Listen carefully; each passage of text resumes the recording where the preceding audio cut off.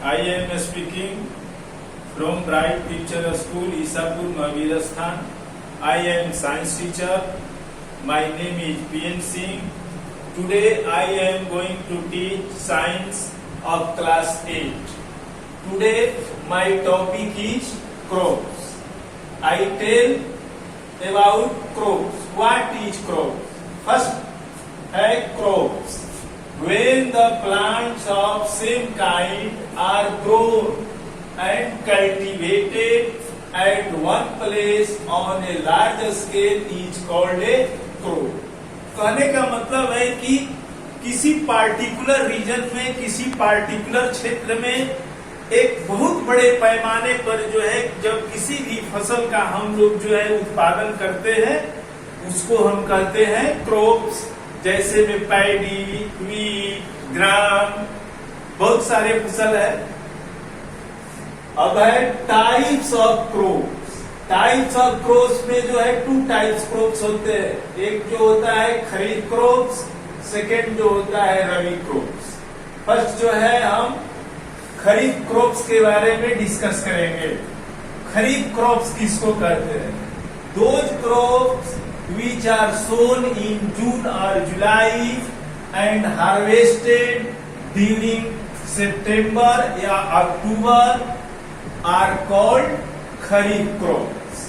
मैंने कहने का मतलब है कि वे फसल जो गर्मी के सीजन में जैसे जून और जुलाई में बोए जाते हैं और फसल तैयार हो जाने के बाद, मैच्योर हो जाने के बाद जो है उसको जो है हम सितंबर या अक्टूबर में जो है काटते हैं, उसको हम कहते हैं खरीफ क्रॉप्स।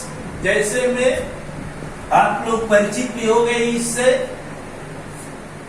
पैडी मीन्स होता है धान, मेज मीन्स होता है मक्का, मिलेट मीन्स होता है बजरा, ग्राउंड मीन्स होता है मूंगफली, कॉटन मीन्स होता है रुई, सोयाबीन मीन्स होता है सोया। ये सारे फसल जो है जून और जुलाई में बोए जाते हैं और सितंबर और अक्टूबर में काटे जाते हैं। इसलिए इस फसल को हमारे साइंटिस्टों ने क्या नाम दिया है? खरीफ क्रॉप्स। सेकेंड टाइप्स है rabi crops. Those crop which are sown in October or December and harvested March or April are called rabi crops. कहने का मतलब ये है कि जो फसल जो है विंटर में, जाड़े के सीजन में नवंबर और दिसंबर में जो है बोए जाते हैं और गर्मी के सीजन में मार्च और अप्रैल में जो है मैच्योर हो जाने के बाद, तैयार हो जाने के बाद, पक जाने के बाद उसको काटा जाता है, उसको हम कहते हैं रबी क्रॉप्स। हार्वेस्टेड मीन्स काटना होता है। अब इसके एग्जाम्पल में है wheat, gram, pea, mustard, barley. Wheat means होता है गेहूं, ग्राम मीन्स होता है चना, पी मीन्स होता है मटर, मस्टर्ड मीन्स होता है सरसों और बार्ली मीन्स होता है जौ।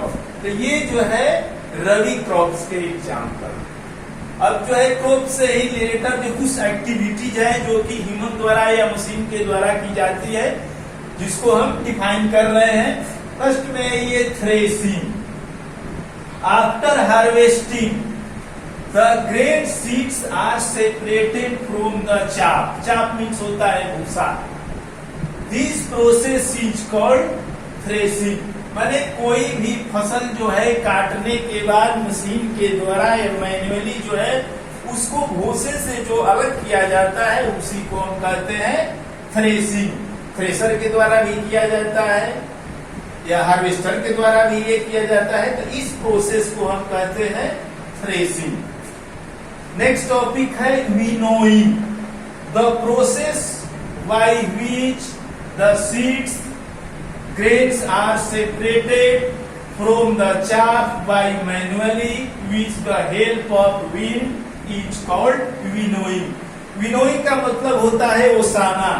अक्सर जो है देहात क्षेत्रों में किसान जो है फसल को जो है ग्रेन से अलग करने के लिए, ग्रेन को अलग करने के लिए उसके भूसे से जो है मैन्युअली या थ्रेसर के द्वारा भी किया जाता है। लेकिन जो मैन्युअली जो है मनुष्य के द्वारा जो है ग्रेन को भूसे से अलग जो किया जाता है उसको हम विनोइंग कहते हैं। बहुत से लोग वो है पंखा लगा करके वो सावन करते हैं, जो मैन्युअली होता है, थ्रेशर के द्वारा तो मशीन के द्वारा हो गया और डायरेक्ट हो जाता है। लेकिन मनुष्य के द्वारा जब अनाज को जो है भूसे से जब अलग किया जाता है उसको हम विनोइंग कहेंगे। लेकिन वही जो है ग्रेन्स को भूसे से अलग किया जाता है, चाप से अलग किया जाता है मशीन के द्वारा, तो उसको हम थ्रेशिंग कहते हैं। अब नेक्स्ट टॉपिक है animal husbandry, the breeding, feeding and caring of domestic animal on a large scale by humans to earn profit is called animal husbandry। कहने का मतलब है कि किसी भी पशु को जो है बहुत बड़े पैमाने पर जो है हम लोग लाभ कमाने के लिए, पैसा कमाने के लिए जानवरों को पालते हैं। जैसे मुर्गी पालन लोग करते हैं, खटाल खोलते हैं या सुअर पालन करते हैं।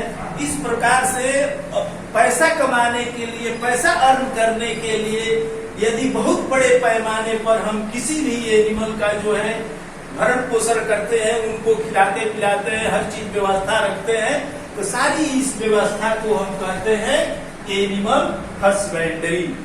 आज का टॉपिक जो है मैं यहीं पर समाप्त करता हूँ। और लास्ट में I say you question and answers are also sent on your mobile, hence prepare your fair and learn, otherwise you will be punished after opening the school. Thank you.